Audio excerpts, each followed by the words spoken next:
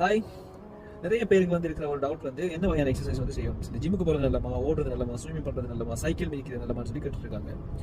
So நான் என்ன சொல்வேன்னு சொன்னேன், உங்களுக்கு பேசிக்காக வந்து எங்களுக்கு வந்து எங்களோட உடம்புல வந்து இருக்கக்கூடிய மேலதிகமான கொழுப்பு, மேலதிகமான சக்தியை வந்து வீண்மயமாக்கணும். அதுக்காக தான் நாங்கள் எக்ஸசைஸ் செய்யணும். ஸோ அதுக்கு வந்து நாங்கள் தொடர்ந்தேச்சியாக வந்து ஒரே சீரான ஒரு இயக்கத்தில் வந்து ஒரு எக்ஸசைஸ் செய்கிற நேரம் தான் அந்த ஸ்டோரில் வந்து இருக்கக்கூடிய அந்த கொழுப்புல வந்து அந்த சக்தியை வந்து கிடைக்கக்கூடியதாக இருக்கும்.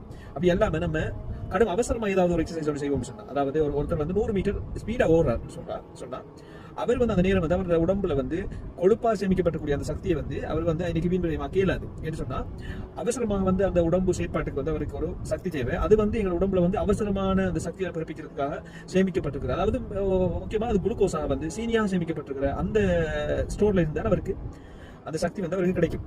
பிரதானமாக இந்த ஈரல்ல வந்து சேமிக்கப்பட்டிருக்கக்கூடிய அந்த குளுக்கோஸ்ல இருந்து, ரத்தத்தில் இருக்கக்கூடிய குளுக்கோஸ்ல இருந்து அவருக்கு உடனே அந்த சக்தி கிடைக்கும்.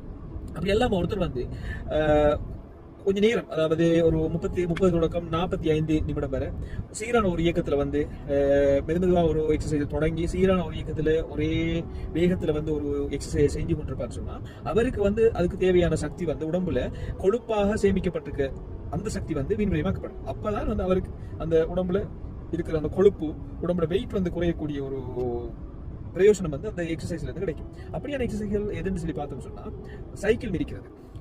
அது சைக்கிள் வந்து நாங்கள் ரோட்ல மிதிக்கிற சைக்கிளாக இருக்கலாம், அல்லது ஒரு ஜிம்மில் வந்து இல்லை உங்களோட தனிப்பட்ட ஒரு சைக்கிளாக இருக்கலாம், அல்லது ட்ரேட்மில் சொல்லுவாங்க, அதாவது ஸ்பீடாக நடக்கக்கூடிய அந்த மெஷின்ஸ் இருக்குது, அதில் வந்து நடக்கக்கூடிய ஒரு எக்ஸசைஸாக இருக்கலாம், அல்லது கிரவுண்டில் வந்து போகக்கூடிய ஒரு வாக்கிங் சொல்ற நேரம் ஸ்பீடா நடக்கணும். அது மெதுவாக நடக்கிறதும் இல்லை, ஓடுறதும் இல்லை, ரெண்டுக்கும் இடைப்பட்ட மாதிரியான நாங்கள் சொல்லுவோம் சொன்னா உங்களோட முழு காலும் வந்து படாத மாதிரி நடக்கிறது அப்படின்னு சொன்னா அகாடமி ஸ்பீடா நடக்கிறது சொல்லுவோம், பிரிஸ்க் வாக்கிங் சொல்லுவோம்.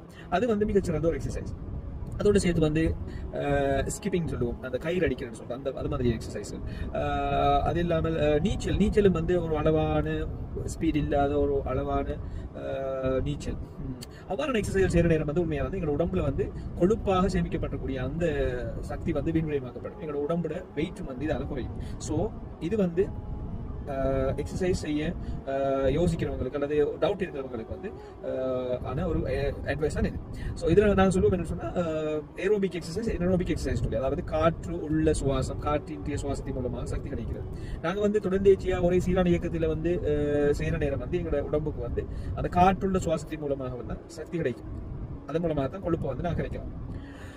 ஸோ ஜிம்முக்கு நீங்க போறீங்கன்னு சொன்னா, ஜிம்ல வந்து 2 பகுதி இருக்கும். ஒன்று வந்து கார்டியோ எக்ஸசைஸ்க்குரிய ஒரு பகுதி, அடுத்தது வந்து ஒர்க் அவுட் பண்ணுறதுக்குரிய வெயிட் லிஃப்டிங் அதுக்குரிய ஒரு பகுதி.